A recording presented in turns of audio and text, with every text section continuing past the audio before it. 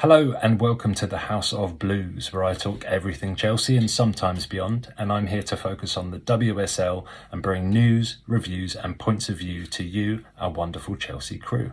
My name's Buchanan, and each week I'll bring you a few videos on Chelsea's fantastic women's team, including pre-match chat, predictions and match reviews. So be sure to drop a like if you like, and sub to the channel if you want to keep in the loop and show your support. Today we are looking at our upcoming fixture against Crystal Palace at Selhurst Park. Let's get into it. Crystal Palace earned promotion from the FA Women's Championship after pipping Charlton to the top spot in the 23-24 season and now face the highest levels of talent in our fantastic Super League. Their coach, Laura Kaminski, joined in 2023 from Charlton, where she was the assistant coach.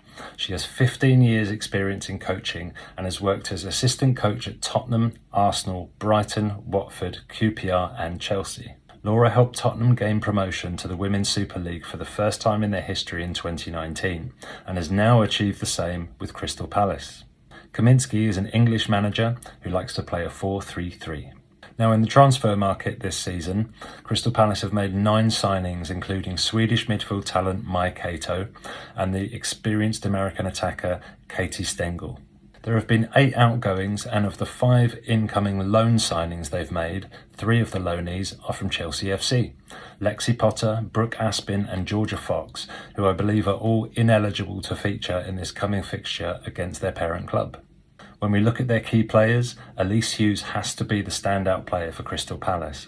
She's a Welsh international striker with 26 goals in 51 appearances over the last 2 seasons in the Championship. Sadly, for Elise and Palace, she sustained an ACL injury earlier this year and will miss this fixture and likely a lot of the season. Instead, Katie Stengel will likely lead the line for Palace, and she has a wealth of experience, having played in multiple leagues for several clubs, including Gotham and Liverpool. At Liverpool, Stengel netted 17 goals in 33 games, so she has the capability, but she has somewhat lost goal-scoring form over the last couple of seasons.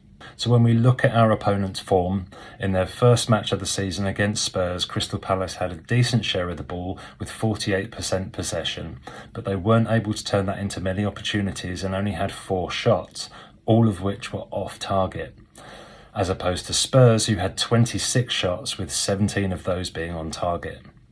Spurs had all the momentum, particularly in the second half, and it was a real demonstration of the gulf of class between the WSL and the Championship at the moment, as the match ended 4-0 to Tottenham. Their only option against us is to park the bus and hope for a quick counter goal. They no doubt will have studied Chelsea's opening fixture against Aston Villa and seen that by being compact and physical they can stifle our fluidity somewhat, and so their focus may well be to stop us from playing football rather than to play themselves. So this approach almost got Palace a result last time out, when we met in the FA Women's Cup, when we narrowly defeated them by a single goal in February. It took until the 81st minute for Ramirez to finally break through, and we had 13 shots but only 3 on target, and we strayed offside 7 times. When we look at the stats, we can very much see that we were the architects of our own possible demise by being wasteful with our chances and losing positional discipline all too often. Now, Palace can hope that we repeat this type of performance and that they can steal a goal to take a point or 3. Palace should lean on their fan base heavily for this one, because it's being played at Selhurst Park and they can get decent numbers in the stadium.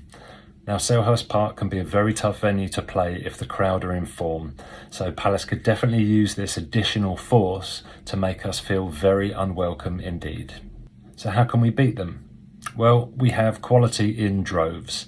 We have the weapons to pull apart even the most experienced of teams, and we have the historical record of dismantling sides in the lower half of the WSL. We certainly cannot take this opponent for granted. Sometimes things just don't go your way, and we'd be making an error if we just presumed we'd walk this fixture, because we are dealing with a coach of a certain stature and experience, and they may have some surprises for us. But I will reference our earlier cup match against them, where things were a little too close for comfort, so we need to be mindful of that. I will say overall, based on the evidence, we're likely to expect Sonia and co will not take a single moment for granted, and they should deliver an emphatic win for the Blues. Against Spurs, Palace looked unconvincing. They were wholly off the pace of the WSL, which is to be expected. I feel that they are most likely the weakest team in the league, which again is to be expected. But if they don't shore up their defence and play a low block and counter, they will find themselves at the bad end of a rout each and every week. We will have the lion's share of the possession, the most attempts on goal, and I believe we will simply be too strong in attack for their defence to handle. I fear it's going to be a very long night for Crystal Palace. So for this match, my team selection is as follows, and it's very much a repeat of Bonpastel's first match selection. I believe that Lawrence will be the regular cover in left back while Charles is recovering from shoulder surgery, and picking this team again for the second game will help this 11 build on what they started last week and get more familiar with each other in a competitive match where the stakes are high. So it's Hampton in goal, with Lawrence, Bright, Buchanan and Bronze across the back line, with Nuskin and Cuthbert in the centre, and an attacking four of Baltimore, Wrighton, Canarid and Ramirez. I'd love to see this rotational four in attack start to really cook. On paper, it's devastating. In theory, it's very welcome, but we need to see this translate onto the pitch, and if and when it does, wow. So if we look at the previous results, we can see the 1-0 win in the FA Cup earlier this year, and also a 4-0 drubbing when we met in the Cup in 2018. So on to my score prediction. Chelsea have won each of their last 8 games without conceding when facing an opponent for the first time in the WSL, but have also failed to win their opening away game in each of the last 6 WSL seasons. We have drawn 4 and lost 2. So could we see an upset?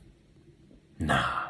We have a new manager, new players, new system since these records. So I expect that we'll finally smash that unwanted stat of having not won on our first away fixture for 6 years. Now, we know all too well that come the end of the WSL season, we could be looking at goal difference being the decider. So we will have to be ruthless in matches like this. We will not take any prisoners and we will not relent. I expect we'll continue our campaign with another win, but a far more emphatic one than the last fixture. So I'm predicting a 6-0 victory for Chelsea, and even that may be a touch conservative, with goals coming from Ramirez, Canarid, Baltimore, Nuskin and 2 from substitute Aggie Beaver-Jones. Thank you for watching my video. I hope you've enjoyed it and I hope you come back for more. Feel free to drop a like and subscribe and get active down in the comments. I'd love to hear your thoughts, so share them below and also throw in your match predictions and team selections too. Thanks again. I'll catch you all soon for a post-match video. Bless your blue blood and keep the blue flag flying high. Big love.